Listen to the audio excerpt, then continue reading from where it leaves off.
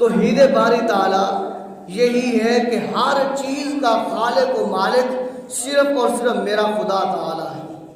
معبود برحق صرف خدا تعالیٰ ہے، عبادت کے لائق صرف خدا تعالیٰ ہے، باقی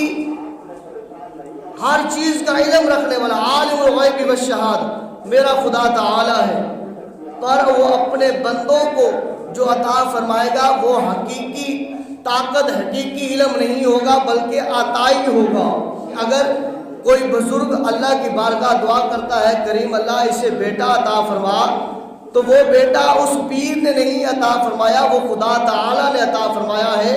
خدا تعالیٰ کی حقیقی طاقت ہے، اس پیر کی دعا کا سبب بنا ہے تو اس کے پاس عطائی طاقت آ گئی کہ اللہ نے اسے وہ طاقت عطا فرمائی کہ اس نے کہہ دیا کہ اللہ تجھے بیٹا عطا فرمائے گا، تو اللہ بیٹا عطا فرماتا ہے، وہ کہہ دیتا ہے کہ بیٹا میں عطا کر رہا ہوں، وہ اس کی عطائی طاقت ہے۔ اس کو عطائی طاقت کس نے دی ہے؟ وہ اس حقیقی طاقت کے مالک نے۔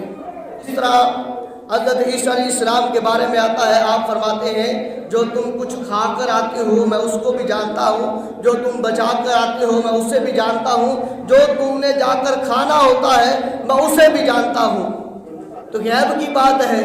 تو فرمایا یہ طاقت جو عیسیٰ علیہ السلام کے پاس یہ تھی، یہ ان کی اپنی طاقت نہیں تھی بلکہ وہ عطائی طاقت تھی، اللہ نے عطا کی تھی کہ اے میرے عیسیٰ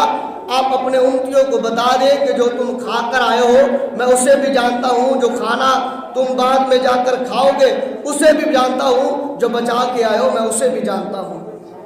تو حقیقی معنی میں کون ذات ہے جو سب علوم کا حاکم ہے،